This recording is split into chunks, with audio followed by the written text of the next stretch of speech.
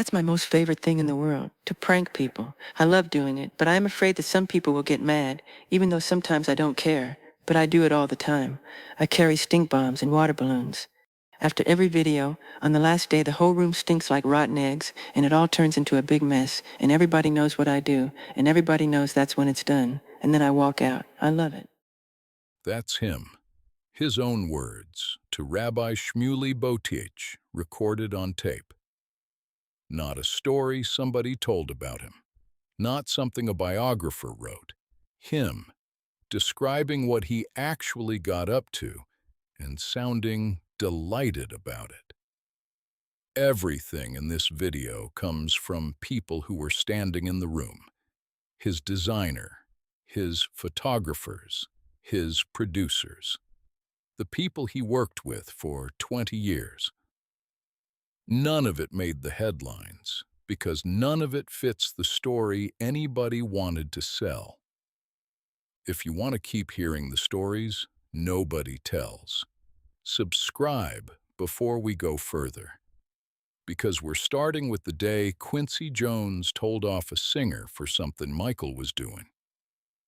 Siedah Garrett sang the duet, "I Just Can't Stop Loving You," with him. They were in the studio recording it. Quincy Jones was producing, sitting behind the desk, listening. And Siedah kept fluffing her takes. Over and over. Quincy started telling her off for it. What Quincy couldn't see from where he was sitting was Michael Jackson standing just out of view throwing popcorn at her face to make her mess up. Her description of what happened next. Michael, on the other hand, was just cracking up. She's told that story for years, and she always ends it the same way. Love you, MJ. Now here's Patty Austin, and this one is the purest example of what he was actually like. She said he loved to jump out from behind doors and scare her. And she said he loved doing it to her specifically because she scared very easily. So he worked out her routine. Whenever she was heading for the studio, and he knew she was about to come through the door, he'd position himself behind a door a little further down the hall, and he'd jump out and go boo. Her words, "I would always jump, and it just made his day." Think about the effort in that. He knew what time she'd arrive. He picked the right door. He waited behind it. The biggest recording artist on the planet, standing in a corridor, waiting to say boo to a colleague. Wait, don't miss this, because he did it to strangers too, and he had a system. Michael Jackson made prank phone calls for decades, not to friends, to random numbers. David Guest described watching him do it.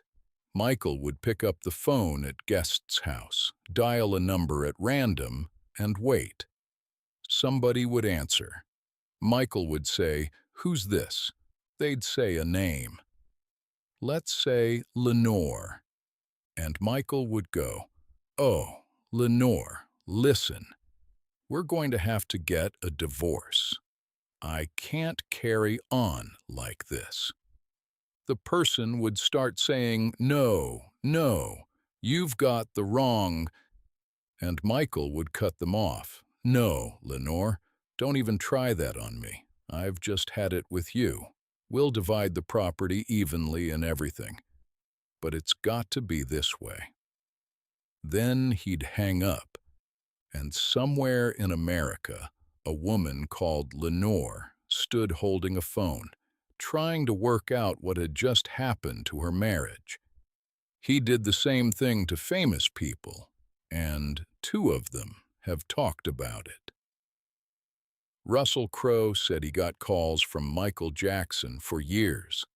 They never met, not once. Crowe would get angry and demand to know how they'd got his number. Lou Ferrigno, the Incredible Hulk, was another regular target. His son told Page Six that Michael would ring the house over and over, asking for someone who didn't live there. Ferrigno is partially deaf, so he'd be straining to work out who the caller wanted, until it slowly dawned on him that it was just Michael Jackson winding him up again. And he often had help. Macaulay Culkin has said Michael would rope him into the calls. Culkin would sit there marveling at the voices. Michael could do a whole range of accents and characters. Barry Gibb said Michael would sometimes call him pretending to be his own secretary, doing a high, frilly, innocent voice. Gibb reckoned that was one of 3 or 4 different voices he had. Here's what nobody told you, because he didn't just do voices on the phone. He did entire characters in public for hours. David Guest and Michael used to go to Disneyland together in disguise. On one occasion, Michael went as a sheikh. Guest went as his translator. They ended up in a restaurant in the park where there were 2 elderly women and a gentleman in their 80s visiting from Croydon in England. Michael and Guest sat there talking to each other in complete mock Arabic. When the women looked over, Guest turned to them and translated. He explained that Sheikh Majolini wished to say that she was a beautiful woman, and so was her friend. The women were delighted. They started chatting. They asked what the sheikh was doing there. Guest told them he had just divorced his 97th wife and was now on his 154th child. They were shocked. He has 154 children? That he knows of, said Guest.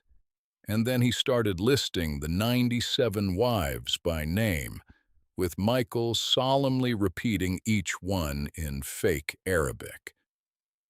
There was nothing cruel in it. And when it was over, Michael quietly paid their bill. But the best story of the lot is the one where the joke landed on them, and Michael got slapped. It was around 1979. Off the Wall had just come out. He was the biggest recording artist in the world. They wanted pancakes at 1 in the morning, and their usual place was shut, so they went to another pancake house on Ventura Boulevard. The place held 150 people. There was one other couple in there. The waitress was in her late 60s. She did not recognize him at all. Jess decided to do the accent again. When she came to take the order, he said something in gibberish. Michael started laughing, and the waitress slapped him across the face with the back of her hand. She told him, "This is not funny. Your friend is from a foreign country, and you have respect for people from foreign countries." Michael went quiet. He was not used to being treated like that in public. He slid further into the booth so he couldn't get hit again. Jest kept going. "What is pancake?" he asked. "Explain, please." She mimed pressing something flat. "It's like a cake that you press down." Michael laughed again.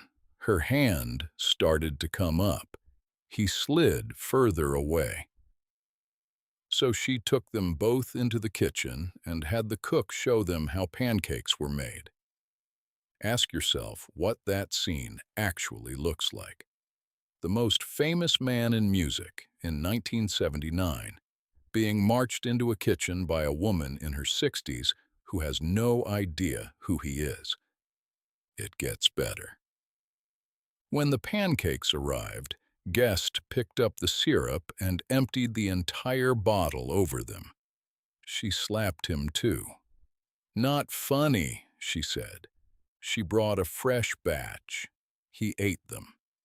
And when they left, Michael put down a $200 tip. They were walking across the car park to his Rolls-Royce when the waitress came running out after them. She was holding the money. She said, "I'm not taking this. You boys are probably working your way through college, and you need the money." She hadn't even noticed the car. Michael tried to insist. She refused, and they drove away. He was the #1 artist on Earth, and an old woman in a pancake house had just slapped him, taught him how batter works, and given him his money back because she thought he was a struggling student. I would guess that was one of the best nights of his life. Now the food fights. There were a lot of food fights. Harrison Funk, his photographer for years, described one of them like this. He liked to play practical jokes, and he liked to have fun, and he was a big kid. And then, almost in passing, there was one food fight where I wore a bucket of shrimp after they poured it all over me. Michael Bush, who designed his clothes for 25 years, wrote about a morning at Neverland. He walked outside, eyes still adjusting to the light, and something hit him in the face. A cherry. He couldn't see where it had come from, but he could hear laughing. He assumed it was the chimp. He said out loud, "I don't like the chimpanzee." Another cherry hit him on the shoulder, and Michael cracked up. He was standing right in front of him, laughing at his face, looking, in Bush's words, like a 12-year-old boy. So Bush picked a cherry up off the ground and threw it back at him. Michael's jaw dropped open. Then, Bush says, his eyes flashed, and he slowly lifted the entire bowl of cherries above his head and threw the lot at him. And here's the thing no one ever talks about. He did this to people on the first day he met them, deliberately, and he explained exactly why. There was an engineer called Russ working on the Dangerous album. He'd been dreading the moment when he'd end up alone in a room with Michael Jackson. He'd rehearsed it in a mirror, trying to work out what on earth he would say. Then it happened. Catering had arrived at the studio, and suddenly it was just the two of them standing there. Russ described staring at the floor and thinking, "This is it. This is what I've been afraid of. I'm going to have to break the ice." He took a deep breath. He raised his head to speak, and he got hit in the face with a handful of corn. So he picked up some pickles and threw them at Michael. Then Michael threw something else, and it went back and forth across the room. Russ had to clean it all up afterwards. But he said that for the next 3 weeks, the two of them couldn't look at each other without laughing. His conclusion: what a great way for him to make me feel at ease. That wasn't an accident. Michael explained the thinking behind it himself, and it's the most revealing thing in this whole video. He said the best way to break the ice with someone you don't know is to play. He said you bond quicker through play than any other way. He said going from shaking hands to having a conversation is not as easy as playing. His words: "I think it's the best way. A good water balloon fight, or running around together, riding bikes, looking at each other, laughing, smiling. It's the best way to really get to know somebody in the beginning, and they realize that you are just fun and simple, and your first association with them is through fun. He wasn't being silly. He was solving a problem. He was the most famous person alive. Everybody who walked into a room with him was nervous or starstruck or performing. Nobody was normal around him. A cherry to the face fixes that in about 2 seconds. Then there was the meeting. He described it himself. He was in a serious meeting with a lot of serious people. He took a whole bottle of scotch and poured it into a glass, a full one, and started drinking the entire thing in one go. He swallowed it. He started breathing hard, and the room went completely silent. It was water. He'd filled the bottle with water beforehand. His words, they died laughing. I love doing stuff like that. I had 'em. They thought it was vodka. He also admitted something about those meetings that explains a lot. He said one thing people don't know about him is how silly he is. He said he'd get into these meetings where everyone was uptight, and he'd laugh the whole way through and not be able to stop giggling, and he'd have to keep apologizing. And his lawyer would look at the room and say, "I'm sorry." He does this sometimes. And then, he said, everybody would start laughing, and it would become fun and lighthearted, because people look too serious sometimes. Then the line, "I can't help it. I really can't help it." There is one more, and it's my favorite, because it required a plan. Siedah Jones, Quincy Jones's daughter, described getting in a car with her sister, Michael, and Emmanuel Lewis. They were all armed with super soakers. They drove to a cinema, pulled up alongside the queue, and soaked everybody standing in line. Then they drove off. Her words, they had no idea they'd just been super soaked by the king of pop. Somewhere out there are people who got drenched outside a cinema in the 1980s and spent the rest of their lives thinking some idiot in a car did it. His manager, Frank DeLeo, told a story that I think is the sweetest of all of them. Michael would sometimes turn up at DeLeo's house late in the evening, hours after they'd already finished work, and DeLeo had dropped him home. He'd come in and ask, "Where are the kids?" DeLeo would say they were asleep upstairs, that they'd only just got them settled, read them stories, got them quiet. Michael would say, "Can I just go up and look?" DeLeo would say, "Yes, but don't wake anybody up." 3 minutes later, there'd be a pillow fight going on upstairs, kids yelling and screaming, the whole house awake. Then Michael would walk back down the stairs, laughing, and DeLeo says he had a laugh that was so loud, and go straight out the front door. DeLeo's conclusion, that was his sole purpose in coming. He thought it was the funniest thing in the world. There's a version of Michael Jackson that got printed for 30 years, and it isn't this one. The people who actually worked with him keep describing the same man. Michael Bush, 25 years as his designer. What most people don't know is that he was a joker, a playful prankster who loved to laugh and often teased those closest to him the most. And then I laughed every day until he died.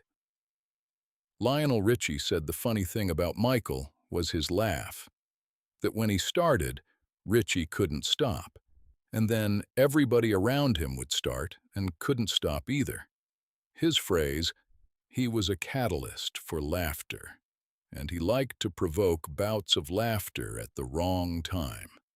Rodney Jerkins, who produced with him, those were probably the funniest sessions I've ever had in my career.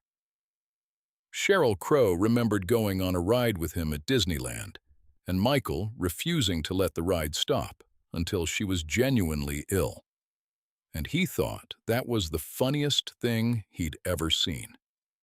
Michael Bush again, on why Michael tested people this way.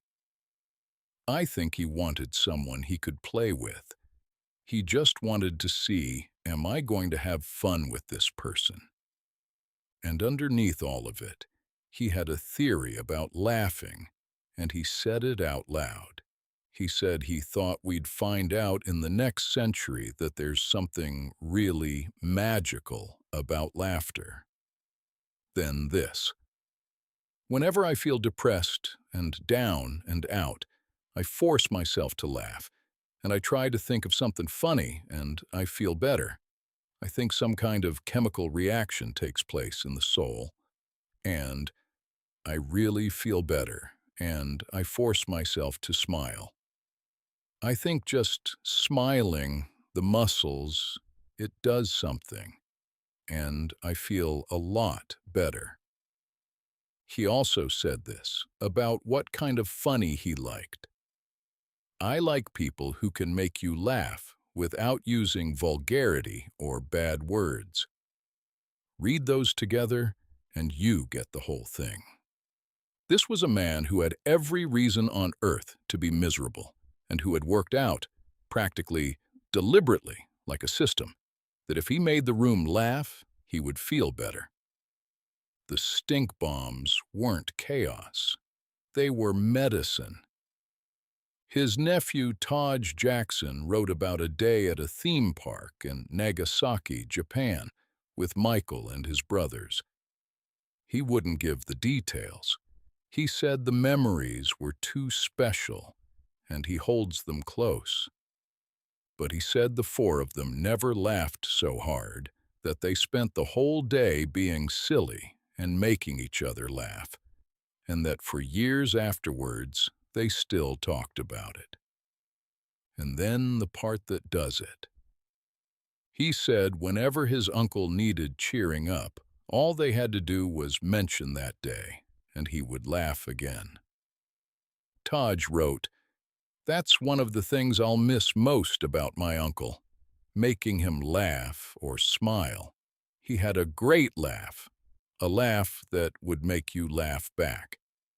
So the next time you see a photograph of him and he isn't smiling, remember that there is a man out there who once wore a bucket of shrimp, an engineer who got hit with corn before he could say hello, a designer who took a whole bowl of cherries to the head, a woman who got slapped for laughing at a pancake, and a whole queue of people outside a cinema who never found out who soaked them.